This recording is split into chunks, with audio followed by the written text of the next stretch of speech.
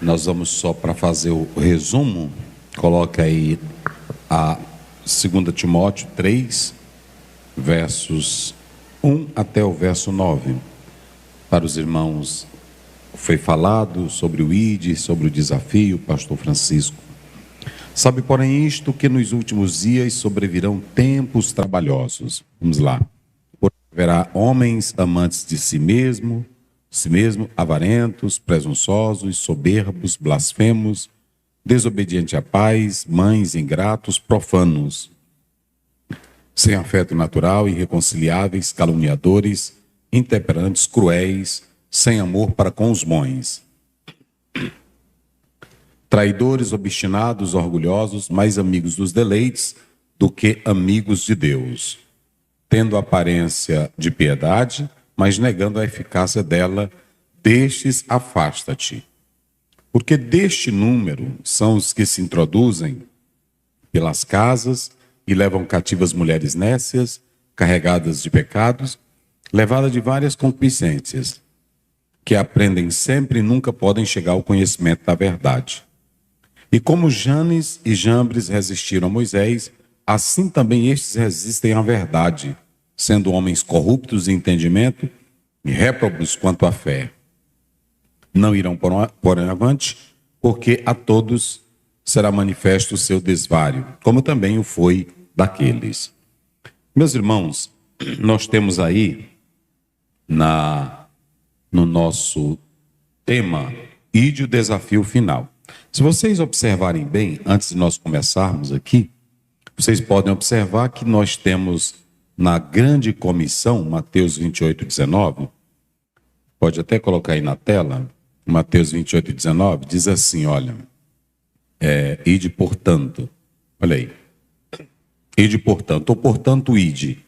Veja que a ênfase não é apenas no verbo ir, mas no verbo fazer.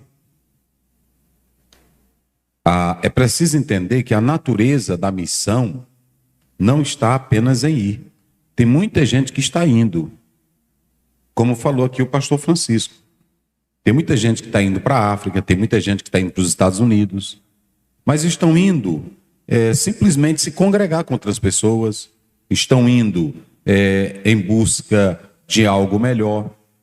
Então, a proposta da missão, do verbo ir, a ênfase não está somente no ir, mas no fazer. Por isso que o texto está dizendo, ide, mas ide o quê? Qualquer um pode ir. Pode ir. Eu conheço obreiros que estão há 30 anos nos Estados Unidos, há 20 anos na África. Eles foram. Mas a questão não é o ir, é saber se estão fazendo. E aqui vocês podem observar que a ênfase, ela recai sobre o verbo fazer. Eu posso ir pregar bem, mas eu estou fazendo discípulo?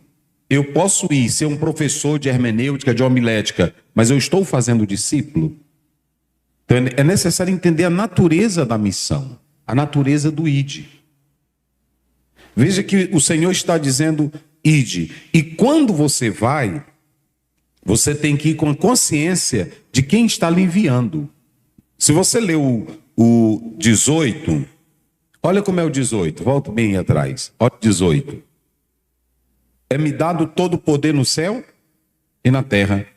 Vocês ouviram o pastor Francisco, o pastor João Caetano falando aqui dos poderes e oposições que há para missões.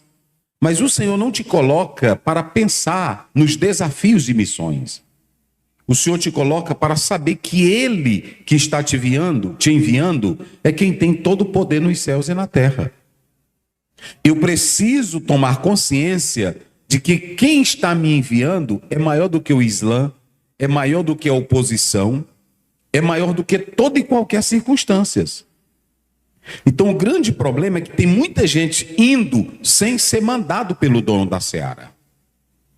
Porque só pode ir se for mandado pelo dono da seara. Vocês ouviram o pastor Francisco falando aqui de pessoas que estão na África com um chamado?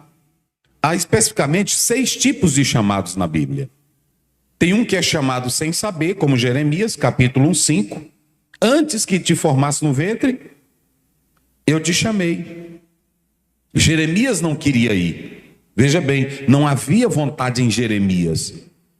E se vocês observarem, durante o chamado de Jeremias, ele quer voltar para a terra dele. Mas ele tinha uma consciência, ele foi chamado por Deus. Então você tem esse tipo de chamado. Outros que estão cheios de afazeres e o Senhor manda largar tudo, como os discípulos. Outros que estão contra a obra e o Senhor chama, como chamou Paulo. Está lá em Atos 9. No capítulo 8, 9, você vê Paulo contra a igreja. Então perceba que a grande questão não é apenas ir, é saber que você está indo enviado pelo soberano. Olha, irmãos, quando você lê isso aqui, volta lá. A ênfase da natureza de missões é você saber quem está te enviando.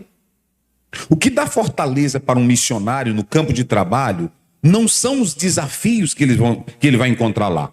Há desafio social, há desafio cultural, há o desafio de aprender a língua, todos são desafios. Agora, quando ele vai com a consciência de que o soberano do universo, o Deus dono de tudo, que ressuscitou Jesus, e Jesus disse, é-me dado todo o poder aonde? Nos céus, na terra. Diga isso bem forte, aonde? Agora imagine você enviado com essa consciência. Essa é a questão. Essa é a questão. Então, aí a ênfase do verbo ir, vamos lá agora para o 19. Não é apenas no ir, que o irmão marcou aí. Observe bem que ir, todo mundo pode ir. Todo mundo pode ir. Hoje é muito comum pastores mandarem pessoas para igrejas nos Estados Unidos ou aqui mesmo na América Latina. Abre um salão e a pessoa fica pregando, mas está lá 20 anos, é aquele mesmo salãozinho, 30 anos é aquele mesmo salãozinho. Eles foram, mas apenas estão abrindo o salão, não estão fazendo discípulos. A ênfase do ir é para fazer. Está entendendo? A ênfase do ir é para fazer.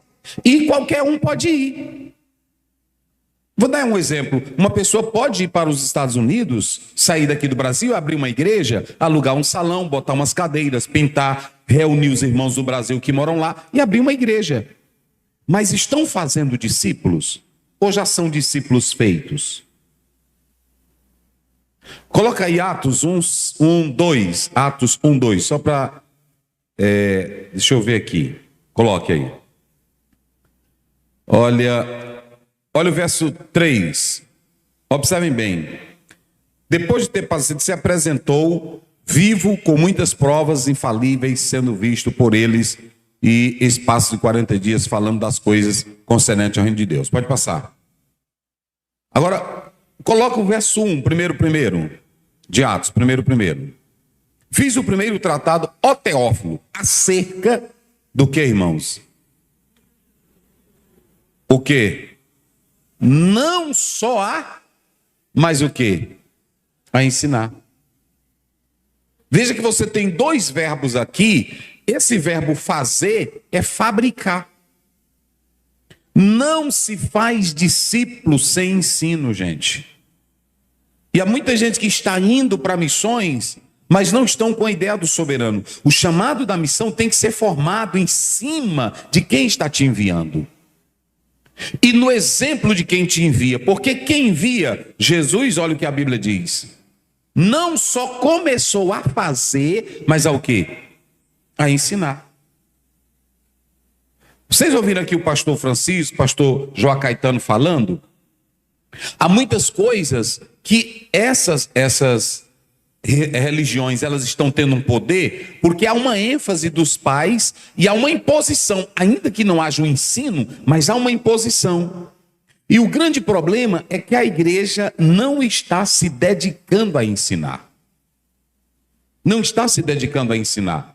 E Jesus deixa claro que o ir é para ensinar. O ensinar é tão forte que quando você lê Atos 8, a Bíblia diz que terminando Filipe de falar, o que aconteceu com o eunuco?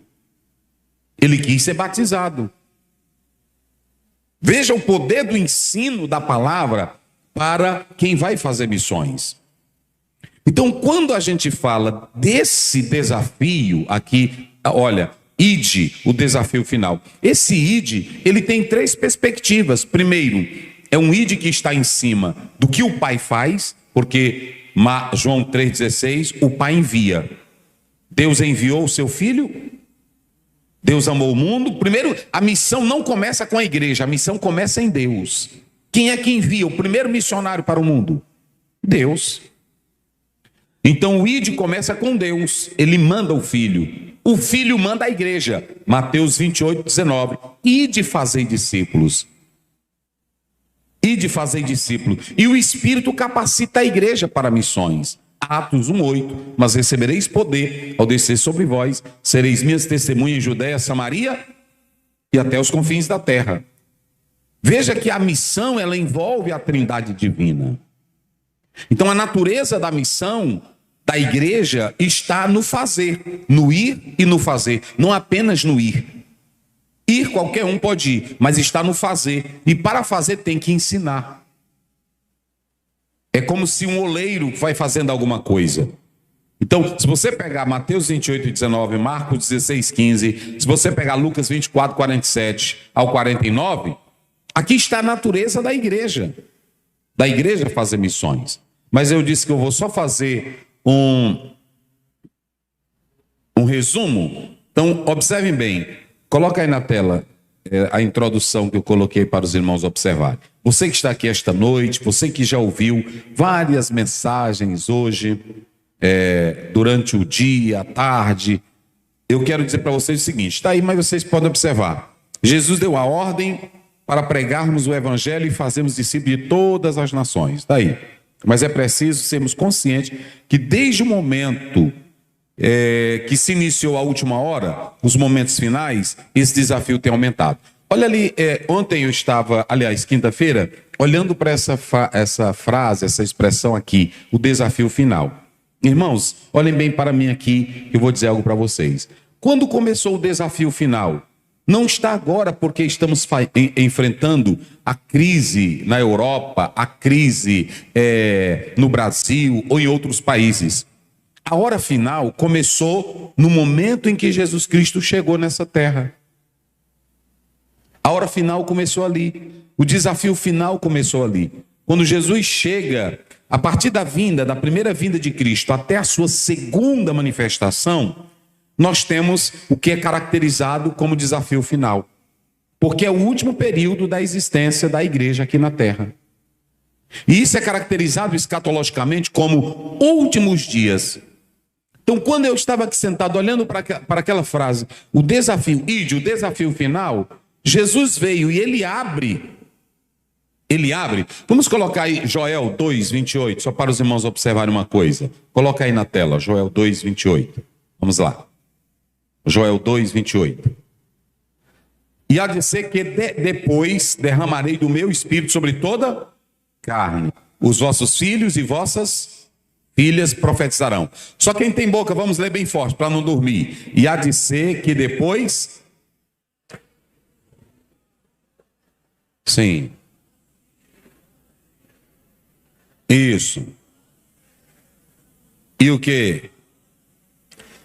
Agora coloca Atos 2,17. Atos 2,17. Para os irmãos observarem. Comecem lendo.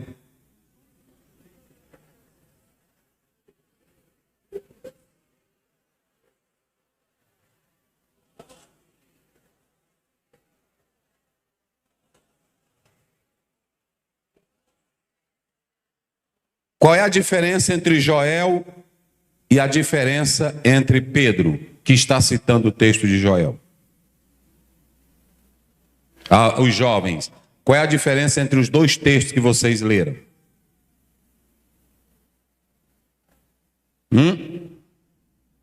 Citem aí a diferença. Está bem nos olhos de vocês. Qual é a diferença entre Joel 2,28, Atos 2,17?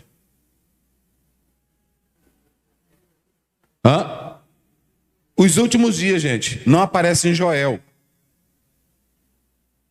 Só aparece aonde? Só em Pedro, que ele está citando. Alguns exegetas dizem que ele tinha autoridade porque ainda o cânon não tinha fechado. Mas essa não é a resposta adequada. A resposta adequada é o seguinte: os últimos dias começou a partir do momento em que Jesus Cristo veio. Quando Jesus Cristo veio, ele disse: eu vou mandar o Espírito Santo. João 14, 23, João 16, 23, João 15, 26. Então deixa eu dizer uma coisa para vocês. Quando a gente fala disso, vocês já ouviram a maioria, e a gente fala não querendo corrigir ninguém, mas eu li de uma autora que ela diz: não há como você contestar uma verdade bíblica quando ela é ensinada realmente pela Bíblia.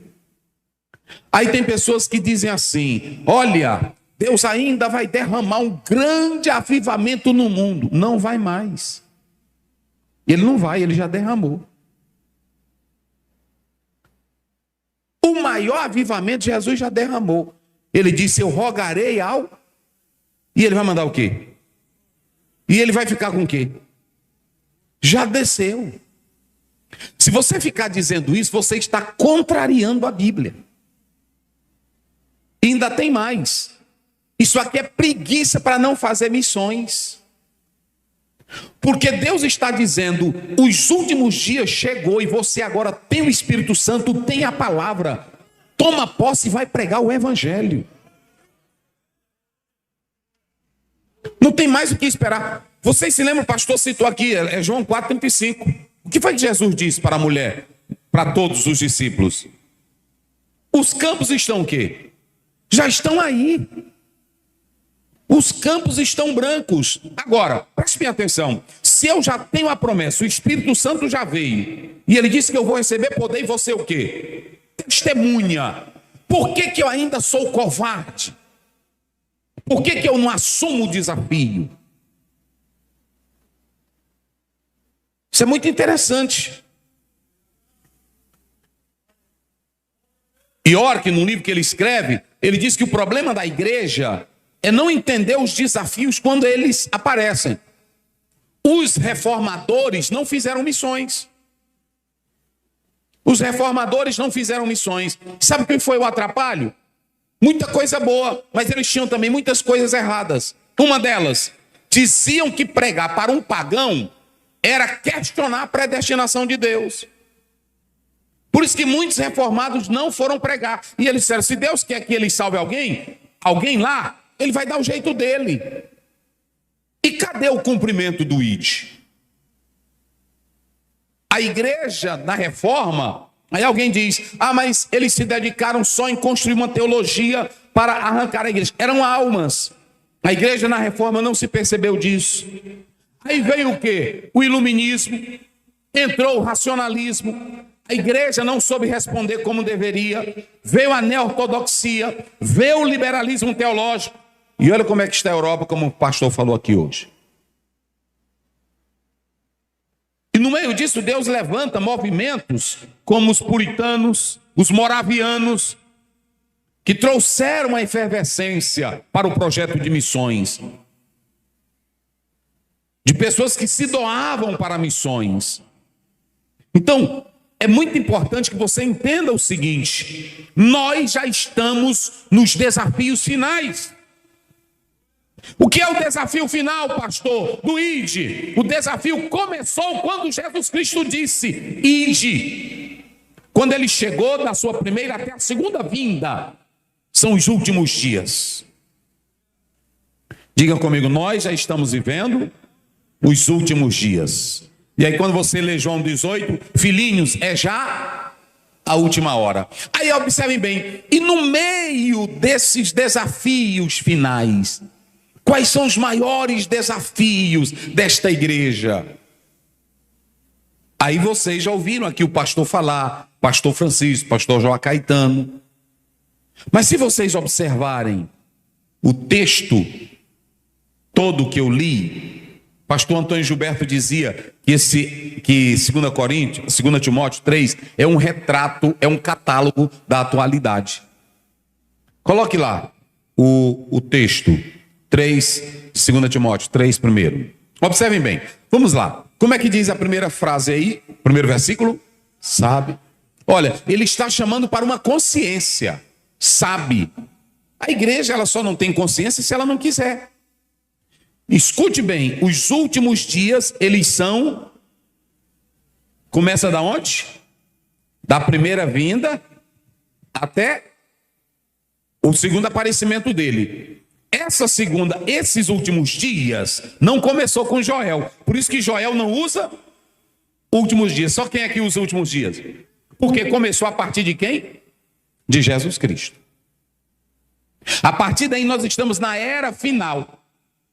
E quando você pega Mateus, e eu vou já encerrar, mas quando você pega Mateus 24:14, bota aí rapidinho, Mateus 24:14. Vamos lá, rapidinho. E este evangelho do reino será pregado em testemunho, e então virá o quê? Pronto. Marque aí, evangelho do reino. Será pregado em todo o mundo. Apocalipse 14, 6, 7. Vamos lá. Apocalipse 14, 6, 7. Coloca. 14. Vamos. E viu outro anjo voar pelo meio do céu e tinha o quê? Evangelho eterno. Marque aí, irmão, marque aí na tela. Evangelho eterno. Marque aí, evangelho eterno. Aí depois tu volta lá para Mateus, que eu vou fazer uma pergunta aqui para os irmãos. Evangelho eterno. Marcou aí, 14:6. Eu não vou entrar no debate desse capítulo Apocalipse, porque tem vários teólogos assembleianos que criaram uma interpretação sobre isso aqui, que eu não vou entrar hoje nesse mérito. Agora vamos lá para Mateus 24:14. Olha, e este evangelho do reino, marque aí. Como é que está lá em Apocalipse? Evangelho o quê? Eterno. Como é que está aqui em Mateus? Evangelho do reino. Vamos lá para... Coloca aí, marca aí. Depois você vai voltar rapidamente para os três. Evangelho do reino. Marcou, meu filho? Rapidinho. E aí vamos lá para Atos, me parece. Isso. E este evangelho do reino. Agora vamos lá para Atos 20, verso 24, se eu não estou enganado. Vamos lá. Como é que diz aí? Mas mais de nada faço questão, nem tenho a minha vida por preciosa, contanto que cumpro com alegria a minha carreira e o ministério que recebi do Senhor Jesus para testemunho do... Vamos lá. Aí, não é o evangelho. Vai lá. Coloque aí, marque aí. Isso. Aí você tem três expressões para os evangelhos. Diga. Primeiro, qual é? Evangelho da graça. Depois? Do reino. Depois. Do profeta. Eterno. Eterno. Vamos lá. Três expressões. Vamos lá, primeiro.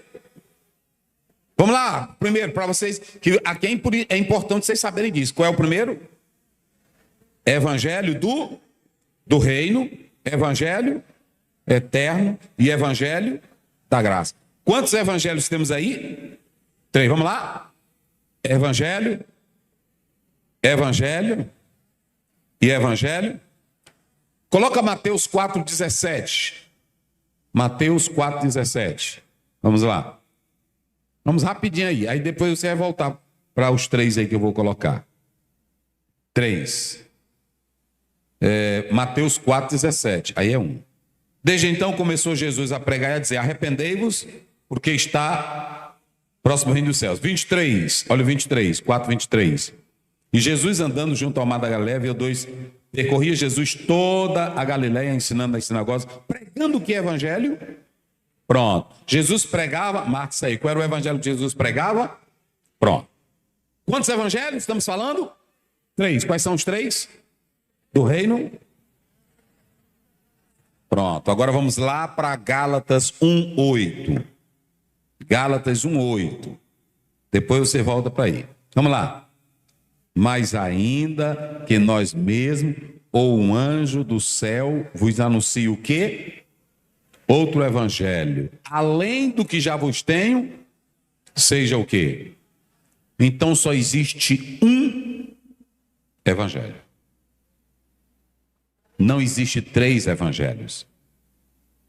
E por que eu estou dizendo isso aqui?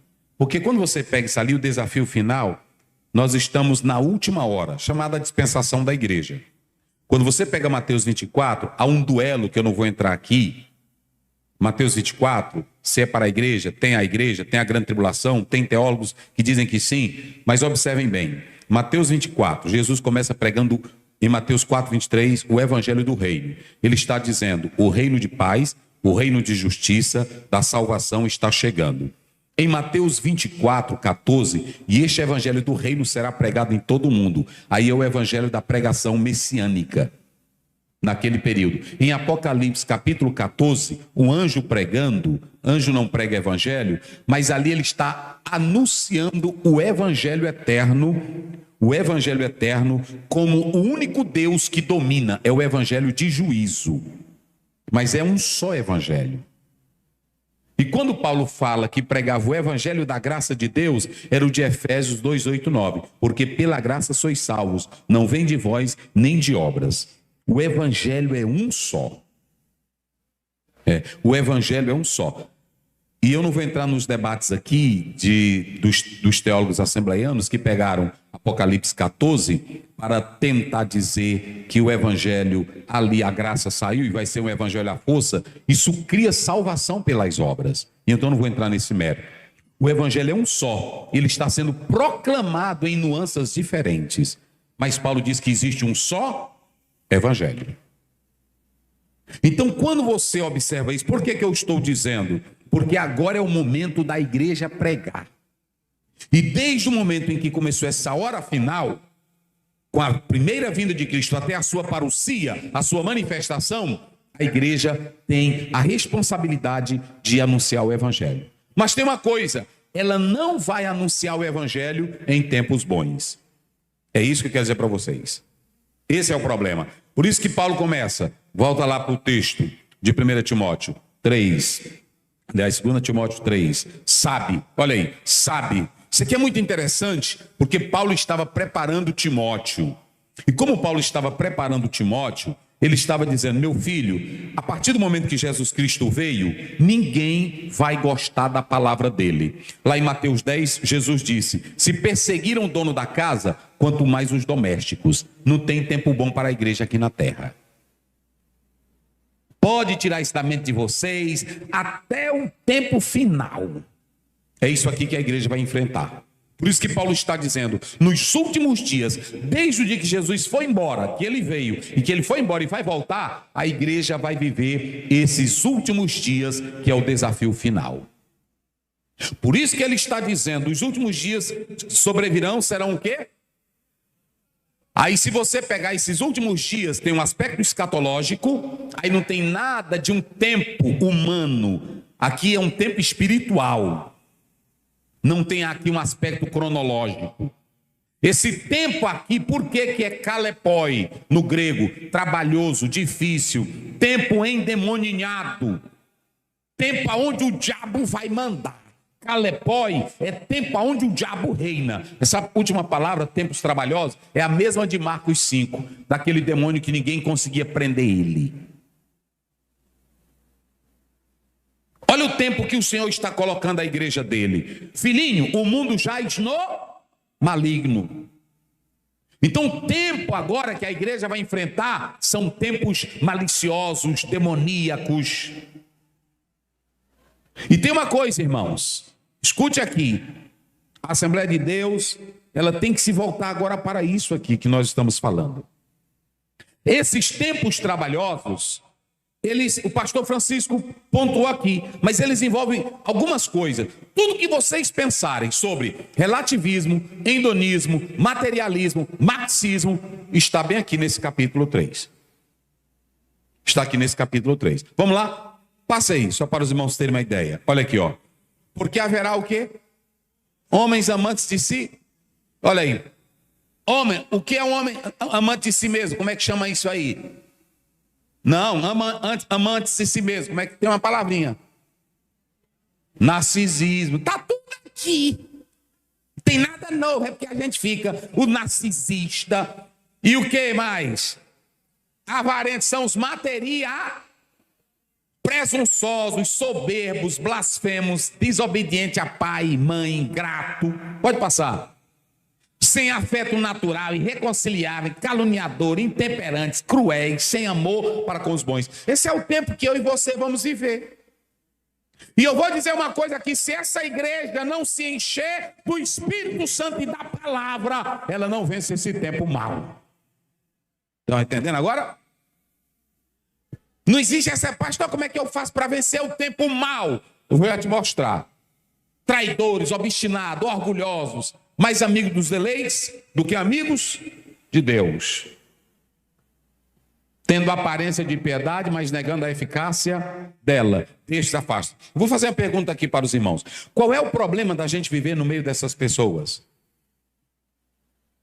Vamos para mim encerrar. Qual é o problema da gente viver no meio dessas pessoas? Vamos, igreja. Participe aí rapidinho. Qual é o problema da gente viver no meio dessa sociedade? Se você não está cheio da palavra nem do Espírito Santo, você vai viver normalmente como elas. E amanhã elas dominam você. O comportamento delas de raiva, esse comportamento aí, tem pessoas hoje que não tem nada contra crente, mas na hora que aparecer uma lei contra crente, ele também apoia ela. Porque ele, não, mas para que isso mesmo? Para que esse negócio de igreja? Então a primeira coisa, eu até coloquei aí, se vocês observarem, a primeira coisa, nós somos desafiados a olhar que nós vamos nos deparar com uma sociedade diabólica. Escute, igreja, olha para mim. A sociedade que nós estamos vivendo, ela vai ser diabólica. Eu estava lendo agora um filósofo que ele diz assim: a sociedade é tão diabólica que hoje um homem quer casar com uma boneca. É tão diabólica que hoje tem governos que querem apoiar maconha, droga. Como é que um cara anda como um zumbi e a sociedade quer aprovar? Vocês estão pensando que é brincadeira? É essa sociedade infernal nestes últimos dias. E esse é o nosso desafio. Uma sociedade sem moral. Onde é que essa sociedade, hoje ela tem valores absolutos? Tudo é relativo. Tudo é pós-moderno. Vale o que você pensa, o que você acha. Você tem que amar como você achar que deve amar. Não existe mais princípios éticos e morais. E se você for um crentinho fraco, uma irmãzinha fraca, como falou o pastor, não ora, não jejuma, não tem Bíblia, a sociedade do inferno vai te dominar. Só crente cheio de fogo e da palavra vai ficar de pé. Oh, aleluia. O que diz 2 Coríntios 4,4? Deus deste século fez o quê? Cegou o entendimento das pessoas. E quando você lê, coloca aí na tela Romanos 1, 29. Olha o que Paulo já falava dessa sociedade. Leiam vocês bem forte. Essa é a sociedade que eu e você vivemos. Leiam bem forte. Toda iniquidade, mais forte. O que mais? O que mais? Vai.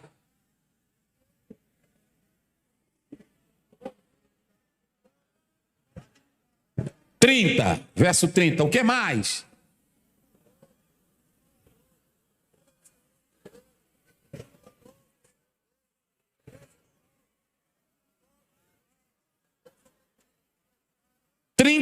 Essa é a sociedade. Nestos, infiéis nos contratos, sem afeição natural, irreconciliáveis, sem misericórdia. Vamos lá. Os quais, conhecendo o juízo de Deus, que são dignos de quê? Os que tais coisas, e não somente, mas se agradam em fazer. Pastor Ziel, aí Paulo diz: Timóteo, você vai estar nessa sociedade. Sabe qual é o nosso primeiro desafio? É que nós estamos em uma sociedade sem absolutos. Nós estamos em uma sociedade, como está lá em Isaías 5:20, ao mal eles chamam bem, e ao bem eles chamam o quê? Nós estamos numa sociedade que não quer evangelho, que não quer pregação contra adultério, que não quer pregação de valores familiares, que não quer pregação de honra familiar. Mas nós, como igreja do Senhor, estamos na última hora e vamos nos encher de Deus e da palavra para vencer. A segunda coisa que nós podemos analisar, digam comigo, nestes dias finais, no cumprimento do ID, nós vamos nos deparar com uma crise de apostasia. Ó, observem bem, nós temos dois grupos. Vamos voltar para lá, irmão, lá para 2 Timóteo. Nós temos dois grupos. Nós temos um grupo hedonista, materialista, sem valores, sem regras e morais. É o primeiro grupo que nós temos. Mas quando você chega, pode passar. Pode passar. Lá no 4, vai lá para o 4. Quando você chega, olha aqui, 5. Quando você chega aqui, observem que agora eles vão usar religião. Do mesmo grupo que está lá bagunçado, é o grupo que vai fazer, tendo a aparência de... Mas como é que eles têm a aparência de piedade se eles são imorais? Se eles são tudo que não presta, como é que pode? Tendo a aparência de piedade, mas negando a eficácia dela. Olha o que Paulo diz para Timóteo. Destes te afasta. Então, no primeiro desafio, uma sociedade corrupta, sem valores e imorais, mas estão dentro da igreja.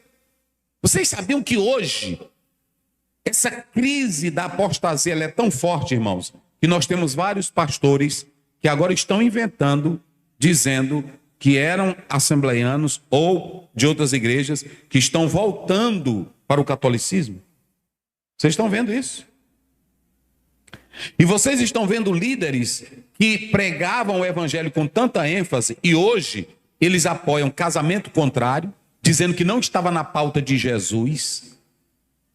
Diz que Jesus nunca tratou dessa pauta. Ele nunca leu Mateus 19, 4 a 6. Jesus diz desde o princípio, nunca foi assim. Porque o Senhor ordenou, deixará o homem pai e unir-se à sua... O Senhor nunca defendeu, Jesus nunca defendeu outra pauta. Ele defendeu a pauta da família. Mas os pregadores aqui do Brasil, que já estão com as mentes cauterizadas, diabólicas, que dizem ser doutores, que de doutores são instrumentos do diabo, eles estão provocando a grande apostasia. E olha o que Paulo diz, tendo a aparência, eles vêm com um discurso, eu saí da igreja, porque a igreja era um sistema que me aprisionava. É assim ou não é? Eu saí da igreja porque me enganaram. Quem foi que te enganou, mentiroso? Que aqui nunca ninguém te obrigou a ser crente. Aqui nunca ninguém é forçado a entrar na igreja. Aqui fica um bocado, o pastor me escravizava mandando eu dar dízimo, é mentira tua. O dinheiro é teu, tu dá se tu quiseres. Porque só vale para Deus, como falou o pastor João Caetano, é quem tem temor de Deus e amor a Deus. O teu dinheiro sem amor, a tua oferta sem amor, se é obrigado, nós não queremos.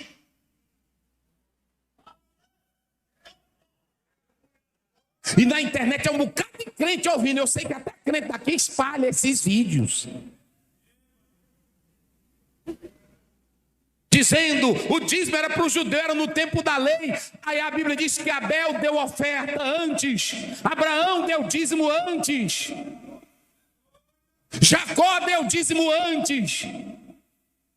E Jesus ainda disse que tem que ser mais.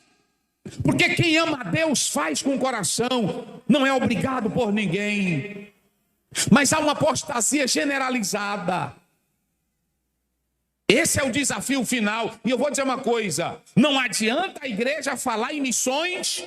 Eu li um teólogo agora que ele diz, igreja doente não pode fazer missões. Porque a gente fala, se o Brasil hoje tem muitas igrejas, quem pode enviar missionários são as igrejas do Brasil. Mas só pode enviar igreja saudável, líderes saudáveis. Envia um missionário velho doente, irmão, de Bíblia, ele vai ser um desastre onde ele está.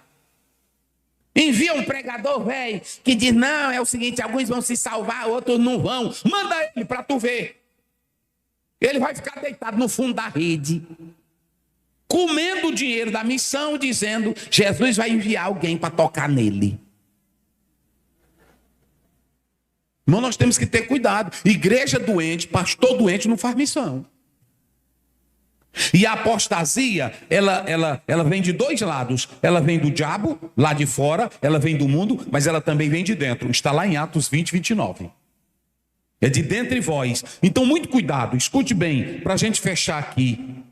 Nós temos que analisar que há uma crise. Coloca aí o verso, para os irmãos terem uma ideia, verso 5, 7. Olha essa crise aqui, para os irmãos terem uma ideia. Vamos lá, 5, 7. Olha aqui. Porque bem aqui, volta aí. Porque destes números são os que se introduzem pelas casas e levam cativas mulheres nessas. Antigamente as igrejas funcionavam porque tinha um templo, mas como a igreja se separou do judaísmo, aí elas funcionavam onde? Nas casas. Aí esses mestres falsos, eles iam para as casas cativarem quem? As mulheres carregadas de pecados, levadas de várias... Pode passar, vamos lá. Que aprendem sempre e nunca podem chegar. Vamos lá, irmãos. Agora eu queria que um irmão, para mim fechar, e eu encerro aqui. O que é aprender sempre e nunca chegar ao conhecimento da verdade? Olha o que Paulo está falando. O que é isso aí? Aprendem sempre. Como é que a gente aprende e nunca chega à verdade? Bora, quem quer me ajudar aí? O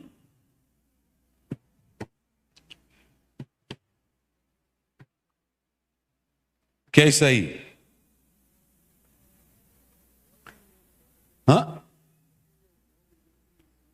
Olha o que ele diz aí. Não ter opinião própria. Definição em si, na pessoa que ele é. Paulo estava dizendo, se Timóteo estava ensinando a verdade, por que essas mulheres nunca chegavam à verdade? Porque elas não queriam ensino sólido. Queriam novidades que pudessem alegrar a alma deles e a vida deles, mas não queriam ensino sólido. Hoje o maior problema que um pastor enfrenta é que a maioria não quer mais o ensino sólido. Que é apenas ideias ou concepções que animem os seus ouvidos. A maioria, olha, esse negócio de história de Jesus, no culto não funciona mais não. Esse negócio de você pregar a santidade não funciona mais não. Até mesmo os crentes podem observar, não tem a verdade sólida. E quando não tem a verdade sólida, você pode aprender o tanto que você quiser, mas nunca vai chegar à verdade. Porque a verdade é quando você tem Jesus dentro do seu coração. João 8,32, conhecereis e a verdade. Mas a Bíblia diz que muitos andam em busca de novidade. Lá em Atos 17, o pessoal só queria ouvir. Todo crente que só anda em busca de novidade, ele não é sólido na igreja. Olha, irmão de movimento, irmão de monte, irmão que anda correndo para cima e para baixo, que anda atrás, irmão, o que Deus está dizendo aí? É o mais fraco da igreja. Ele não tem solidez. Porque Jesus disse aos judeus que andavam também em busca de novidades. Jesus disse em Mateus 5:29. Não é isso? Aliás, 22, 29. Errais, não conhecendo o quê? As Escrituras e nem o poder de Deus. João 5,39. Vocês examinam as Escrituras achando que vão ter vida, mas vocês estão cegos ainda. Então, quando você vive em busca só dos seus ideais, quando você vive em busca de novidades para o seu espírito e não de aceitar o Evangelho, você nunca vai aprender.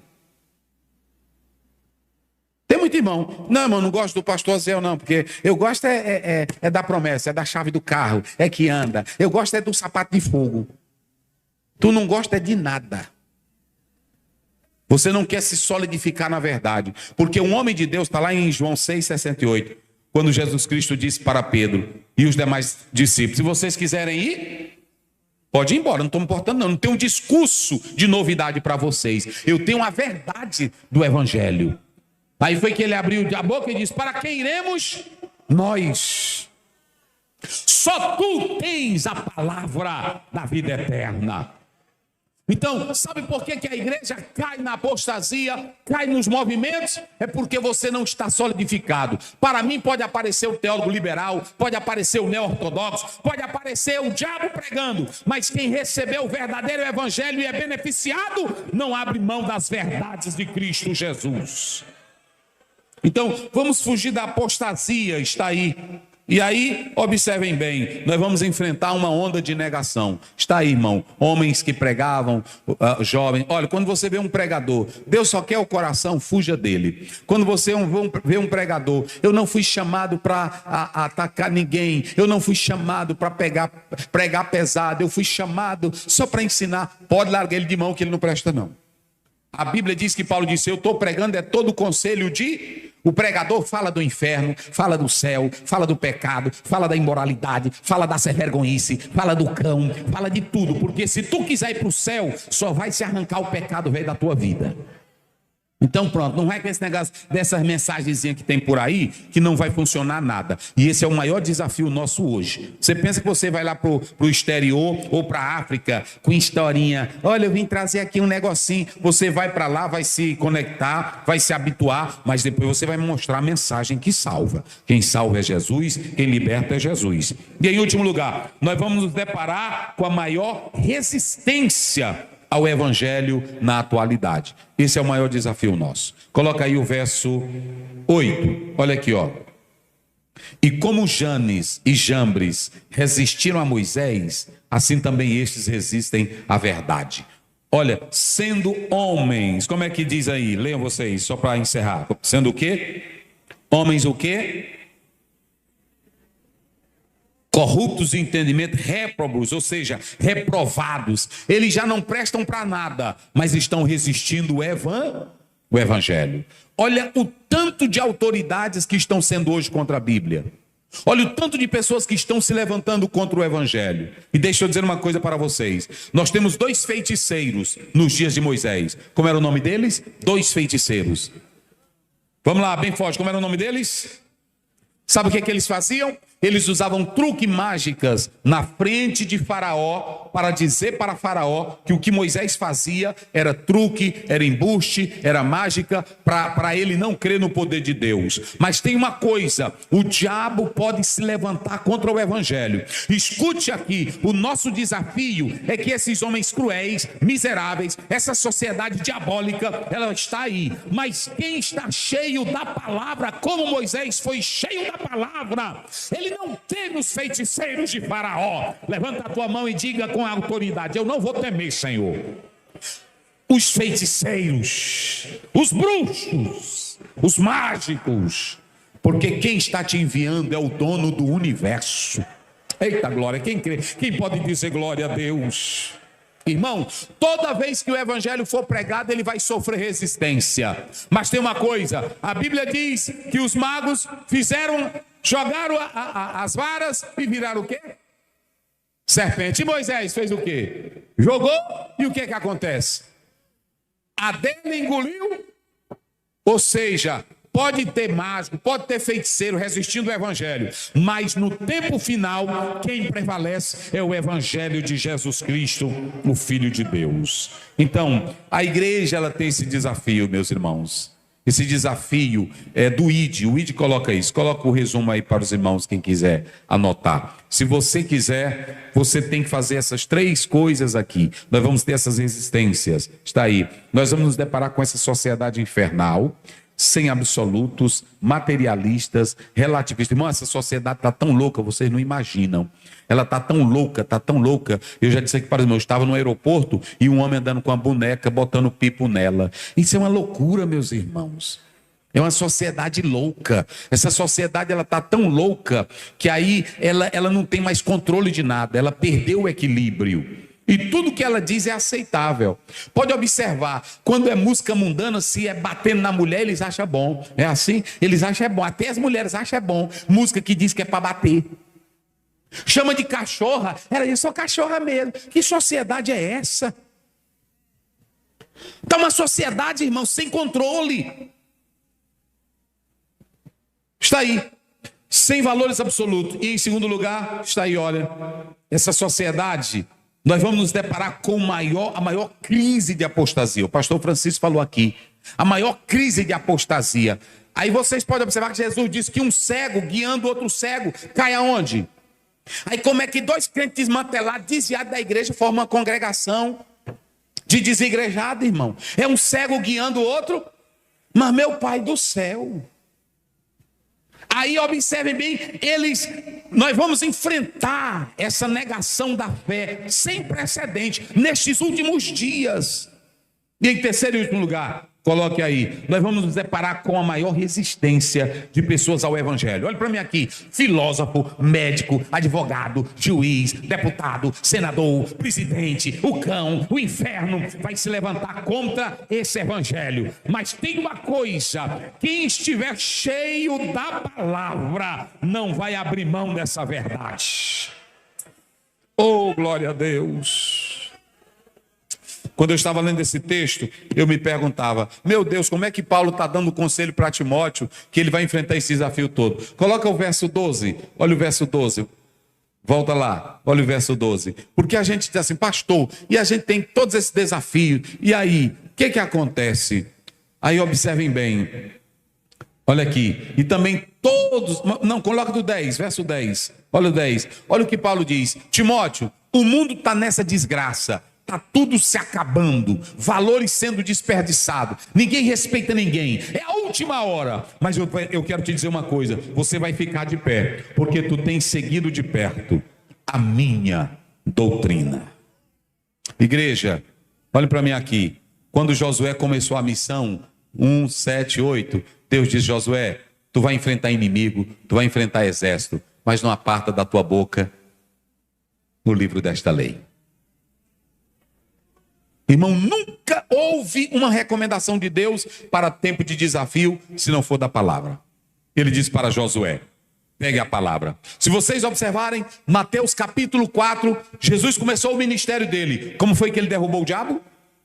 Com a palavra. Ele cita 3 vezes, está escrito, está escrito, está escrito. O apóstolo São Paulo em Efésios 6, versos 17 e 18, ele deixa bem claro, também tomando a palavra, que é a espada do Espírito, e nós podemos desfazer as obras do diabo. Você quer saber o segredo para destruir os poderes da África? Pregue o evangelho. Não existe outra coisa para nós levarmos. Nós não vamos levar filosofia, nós não vamos levar técnica, nós vamos levar o evangelho do Cristo que morreu e ressuscitou e é Senhor do universo. É só isso, irmão.